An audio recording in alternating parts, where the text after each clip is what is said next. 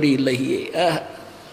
परमात्मा कहते हैं गरीबदास जी को ज्ञान दिया। गरीबदास जी परमेश्वर की महिमा प्रकट कर रहे हैं अपनी वाणी में। जैसा कि कबीर सागर में आपने देखा कि कबीर परमेश्वर ने 600 वर्ष पहले कहा था कि 12वां पंथ जो गरीबदास पंथ होगा और उसका प्रवर्तक होगा वो 1774 में उसका जन्म होगा। उसमें 75 गलती से लिखा है कबीर सागर में। और उससे मेरी महिमा की वाणी प्रकट होगी। लेकिन वो गरीबदास पंथ वाले भी उस वाणी को नहीं समझ सकेंगे।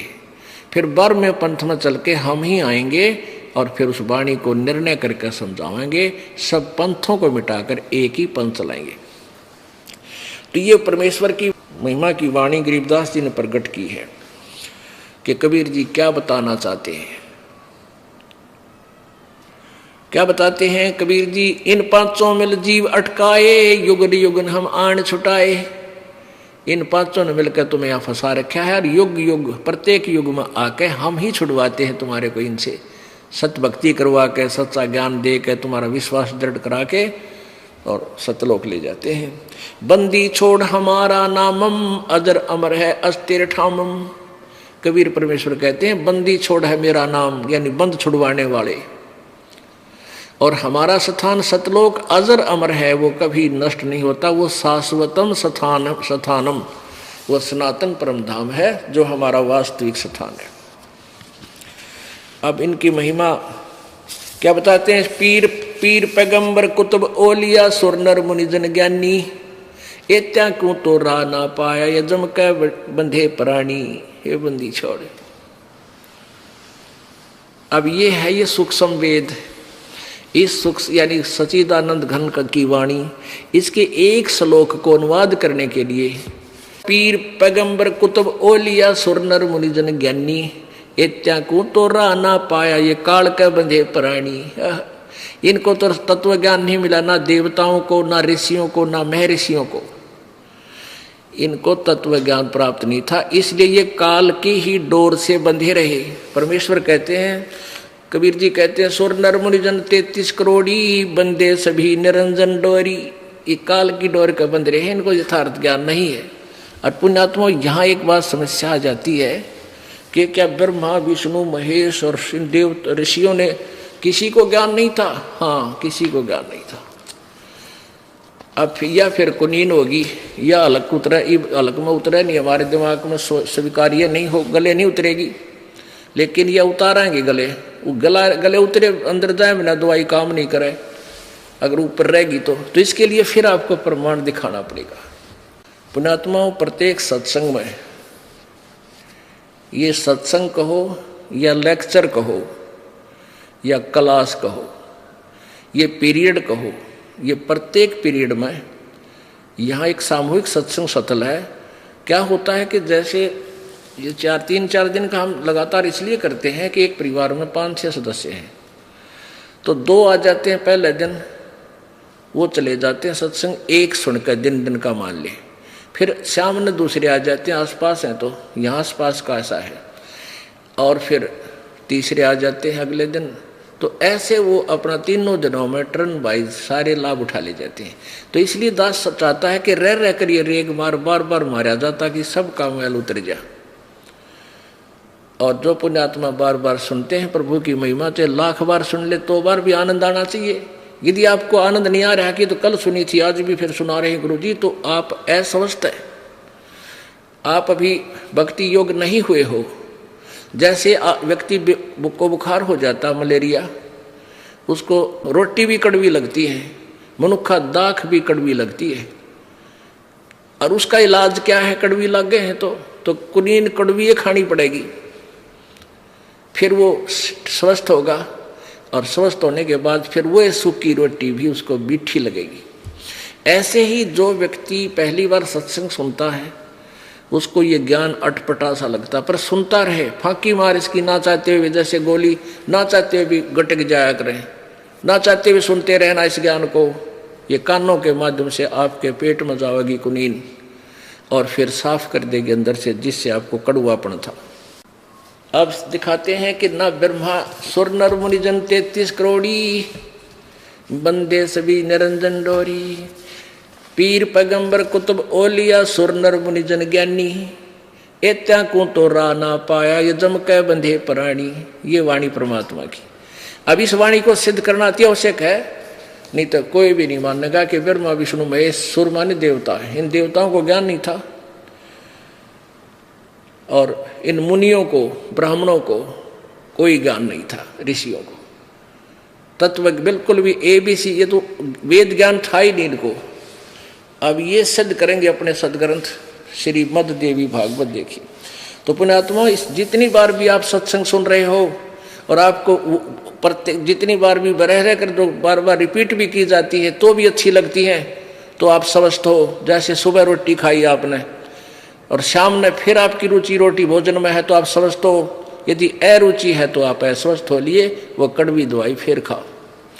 कहने का भाव ये है कि ये मान लिया आपको लगता है गुरु जी ने कल भी दिखाई थी, परसों भी दिखाई थी, ऐसा मन में आता है तो आप अभी अस्वस्थ है, पर फिर सुन इस कड़वी दवाई न खाता ही रहे, अरुचि से भी सुनता रहे, ये रोग ऐसे ही कट जाएगा। फिर आपको चाहे 100 बार सुननी पड़े, 100 बार अच्छी लगेगी। अब देखिएगा श्रीमद् देवी भागवत गीता प्रेस गोरखपुर से प्रकाशित है।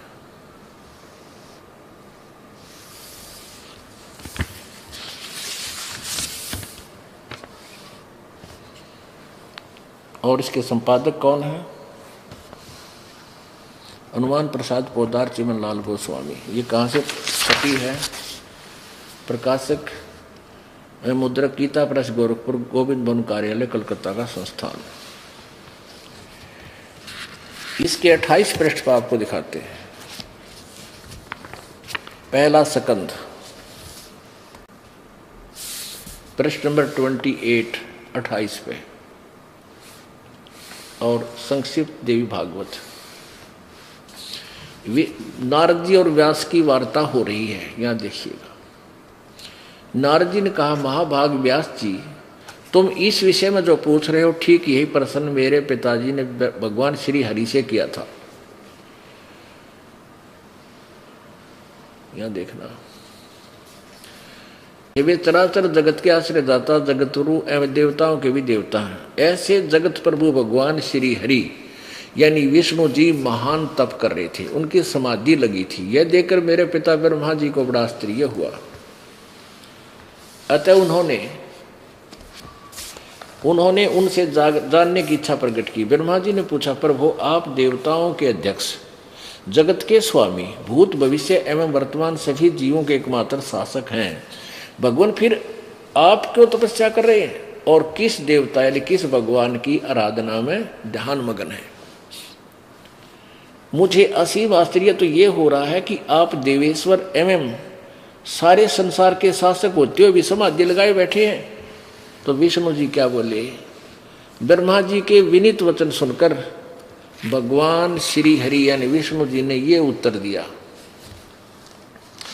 ब्रह्मन सावधान होकर सुनो, मैं अपने मन का विचार व्यक्त करता हूँ। देवता दानव मानव सभी यही जानते हैं कि तुम सृष्टि करते हो, मैं पालन करता हूँ और संकर संहार किया करते हैं, किंतु फिर भी वेद के पारगामी विद्वान अपनी युक्ति से यह सिद्ध करते हैं कि रचने पालने और संहार करने की यह योग्यता जो हमें मिली है उसकी अधिष्ठात्री शक्ति देवी है, दुर्गा है। वे कहते हैं कि संसार की सृष्टि करने में तुम राजसी शक्ति का संचार हुआ है, मुझ में सात्विक शक्ति मिली है और रुद्र में तामसी शक्ति का आविर्भाव हुआ है। सुवर्थ प्रत्यक्ष और परोक्ष दोनों उदाहरण में तुम्हारे सामने रखता हूँ, सुनो। यह निश्चित बात है कि उस शक्ति यानी दुर्गा के अधीन होकर मैं इस शेष नाग की सैया पर सोता हूँ, सृष्टि करने का अवसर आती जाग जाता हूँ, मैं सदा तप करने में लगा रहता हूँ। इस शक्ति के शासन से कभी मुक्त नहीं रह सकता। कभी अवसर मिला तो लक्ष्मी के साथ सुखपूर्वक समय बिताने का सौभाग्य प्राप्त होता है। मैं कभी तो दानवों के साथ युद्ध करता रहता हूँ, कभी अखिल जगत को भय पहुँचाने वाले दैत्यों के विकराल शरीरों को शांत करना मेरा परम कर्तव्य हो जाता है। और फिर क्या कहते हैं, अब यहाँ तोड़ पाड़ दिया विष्णु जी ने अपने ज्ञान का। मुझे सब प्रकार से शक्ति के अधीन होकर रहना पड़ता है, उन्हीं भगवती शक्ति का मैं निरंतर ध्यान किया करता हूँ। और ब्रह्मा जी मेरी जानकारी में इन भगवती शक्ति से यानी दुर्गा से बढ़कर और कोई देवता नहीं, कोई और भगवान को नहीं। ओ तेरा गजब।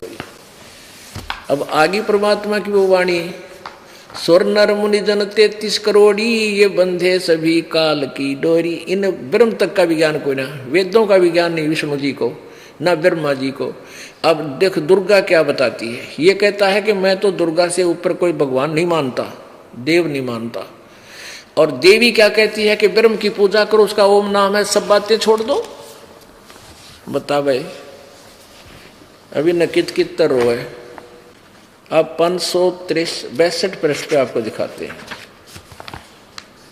श्री 7वां स्कंद, संक्षिप्त देवी पुराण, देवी भागवत 562। अब देवी बता रही है, हिमालय को ज्ञान उपदेश दे रही है, ब्रह्म स्वरूप का वर्णन। पहले तो ये अपनी अटकल्ला है कि मेरा ऐसी भक्ति करो, फिर कहती वो ब्रह्म कैसा है वो बताती हूँ। श्री देवी जी कहने लगी है उस ब्रह्म का क्या स्वरूप है यह बतलाया जाता है, जो प्रकाश रूप सबके अत्यंत समीप में सचित, हृदय रूप गुहा में सचित होने के कारण गुहाचर नाम से प्रसिद्ध और महान पद अर्थात परम प्राप्य है। वह समस्त प्रजा के ज्ञान से परे है, अर्थात किसी की बुद्धि में आने वाला नहीं है, ऐसा तुम जानो। जो परम प्रकाश रूप है, जो सूक्ष्म से भी अत्यंत सूक्ष्म है, जिसमें संपूर्ण लोक और उन लोकों में निवास करने वाले प्राणी सचित हैं, वही यह अक्षर ब्रह्म है। वही सबके प्राण है, वह सबकी वाणी है और वही सबके मन है। यह सब परम सत्य, ये परम सत्य और अमृत अविनाशी तत्व है। सौम्य उस वेदनी योग लक्ष्य का तुम वेदन करो, मन लगाकर उसमें तन्मय हो जाओ।